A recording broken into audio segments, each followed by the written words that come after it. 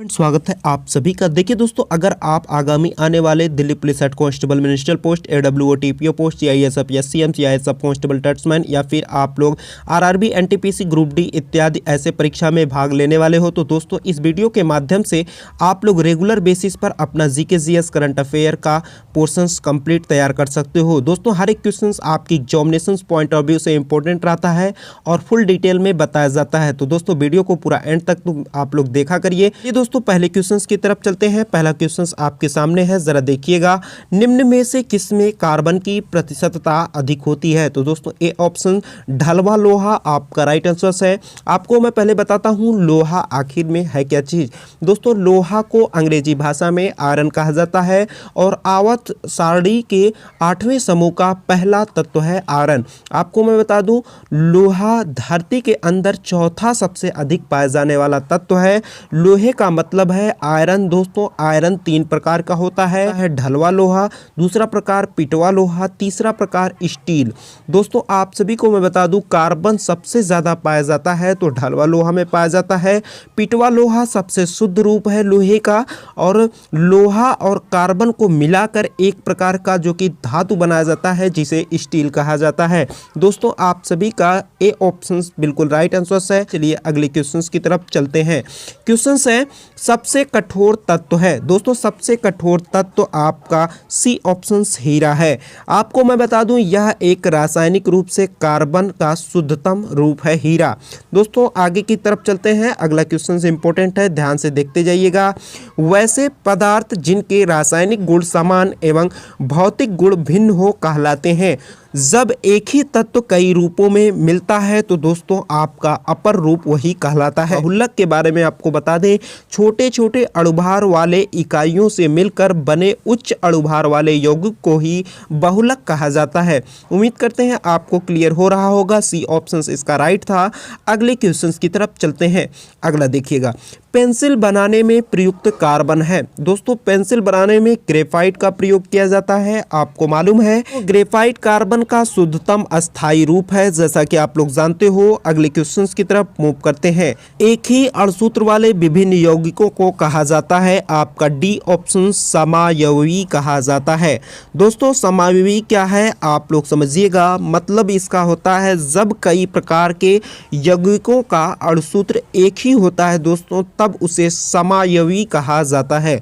उम्मीद करते हैं क्लियर हो गया होगा। अगले क्वेश्चंस की तरफ मूव करते हैं। हीरा एवं ग्रेफाइट है कार्बन के अपर रूप है। अपर रूप का मतलब हमने जैसा कि बताया जब एक ही तत्व कई रूपों में मिलता है तो दोस्तों वही कहलाता है अपर रूप। तो हीरा एवं ग्रेफाइट जैसा कि आप लोग जानते हो एक ही प्रकार के तत्व हैं जो कार्बन का एक शुद्धतम रूप भी हैं दोस्तों। तो कार्बन के अपर रूप ये कहलाएंगे। उम्मीद करते हैं आपको क्लियर हो गया होगा।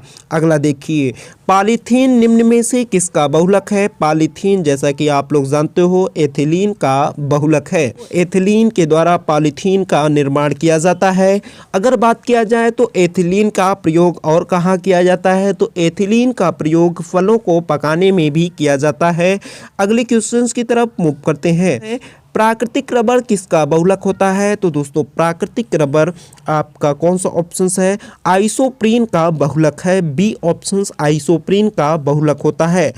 कई पौधों द्वारा उत्पादित किया जाता है। इसके बहुलक प्राकृतिक रबर एक मुख्य घटक है। चलिए अगले क्वेश्चंस की तरफ मूव करते हैं। अगला देखिएगा, निम्न में से सबसे उत्तम कोटि का कोयला होता है? एंथ्रासाइट आपका सी ऑप्शन बिल्कुल राइट आंसर है। एंथ्रासाइट के बारे में जरा डिटेल में समझ लीजिएगा। कोयले की सबसे अच्छी किस्म है एंथ्रासाइट। इसका रंग काला होता है पर हाथ में लेने पर वो काला हाथ में नहीं लगता। दोस्तों आपका राइट आंसर क्या है? एंथ्रासाइट।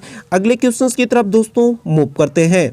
अगला, गोबर गैस में कौन सी गैस होती है? तो दोस्तों आपको मालूम ही है D option methane gas. CH4 के द्वारा इसे व्यक्त किया जाता है। यह एक रंगहीन गंधहीन गैस है जो ईंधन के रूप में उपयोग की जाती है। इसे दोस्तों दलदल गैस या फायर डैम्प गैस भी कहते हैं। उम्मीद करते हैं आपको क्लियर हो गया होगा। अगला देखिए, संश्लेषित रेशा है, रेयान है। आपका राइट आंसर ए ऑप्शन है। आपको मैं बता दूं, संश्लेषित रेशा इसे इसलिए कहा जाता है क्योंकि ना तो ये पूरी तरह से प्राकृतिक ही है, ना ही ये पूरी तरह से कृत्रिम रेशा ही है, रेयान।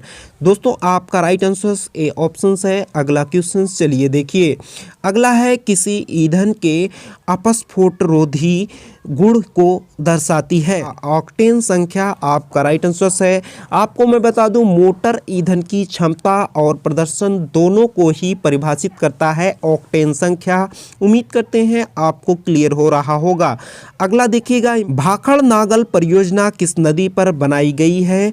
आपका सतलज नदी, बी ऑप्शन बिल्कुल राइट आंसर है। जैसा कि दोस्तों हमने बताया कि हर एक प्रकार का क्वेश्चन इसमें इंक्लूड करके लाया जाता है, तो एग्जैक्टली दोस्तों हर एक प्रकार आप लोग देख रहे हो तो वीडियो को लाइक कीजिएगा, शेयर कीजिएगा।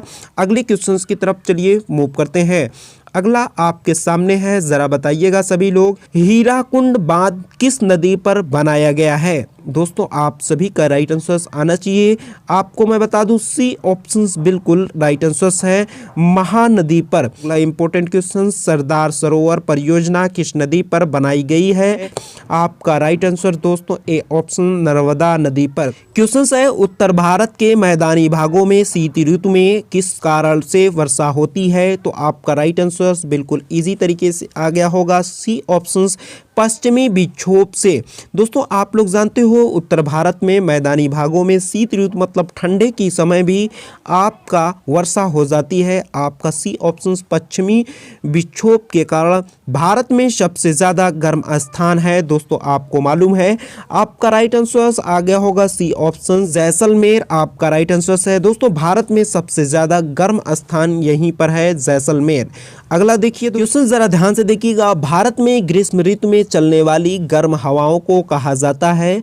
आपका राइट आंसर आ गया होगा दोस्तों, सी ऑप्शन, लू कहलाता है। कहा था दोस्तों, एग्जैक्टली आपके परीक्षा के लेवल का हर एक क्वेश्चन लाया जाता है, तो दोस्तों आप लोग जैसा कि देख रहे हो। अगला देखिए, इंपॉर्टेंट क्वेश्चन सामने आ चुका है। भारत में सबसे पुराना पर्वतमाला है। आपका राइट आंसर क्या है दोस्तों, एग्जैक्टली आपका D option, Aravalli right answer है। अगला देखिएगा, इंपॉर्टेंट क्वेश्चन, निम्नलिखित में से किस राज्य की सीमा देश के सर्वाधिक राज्यों को छूती है। हाँ जी हाँ दोस्तों, ऑप्शन उत्तर प्रदेश। आपका राइट आंसर है। सुंदरवन का डेल्टा कौन सी नदी बनाती है। दोस्तों सुंदरवन का डेल्टा आपका डी ऑप्शन बनाती है, ए एवं बी गंगा और ब्रह्मपुत्र। आपका राइट आंसर है, बिल्कुल डी ऑप्शन सही हो जाएगा। अगला देखिएगा, भारत में रेशम का सबसे बड़ा उत्पादक है। ए ऑप्शन कर्नाटक, बिल्कुल राइट आंसर है। जैसा कि आप लोग जानते हो, केसर का सर्वाधिक उत्पादन होता है। केसर का सर्वाधिक उत्पादन दोस्तों आपको मालूम है, डी ऑप्शन बिल्कुल राइट आंसर है, जम्मू कश्मीर। निम्नलिखित में से कौन सा युग्म सुमेलित नहीं है। दोस्तों बहुत ही इजी तरीके से बता सकते हो आप लोग, डी ऑप्शन मांस गुलाबी। आपका दोस्तों राइट आंसर है। अगला देखिएगा, कौन सा युग्म सुमेलित नहीं है, इसमें भी बताना है। इजी तरीके से आप लोग बता सकते हो, एरोपोनिक केचुआ पालन। आपका गलत है दोस्तों, सी ऑप्शन बिल्कुल राइट आंसर है। चलिए दोस्तों अगले क्वेश्चंस की तरफ मूव करते हैं। अगला देखिएगा, सर्वोत्तम कोटि का संगमरमर मिलता है। लास्ट क्वेश्चन है, बहुत ही ध्यान से समझ लीजिएगा। आपका Makrana right answer, B option. दोस्तों आप लोग वीडियो को लाइक कीजिएगा, शेयर कीजिएगा, चैनल पे न हो तो सब्सक्राइब करके बेल आइकन को प्रेस कर लीजिएगा। चलिए थैंक यू सो मच।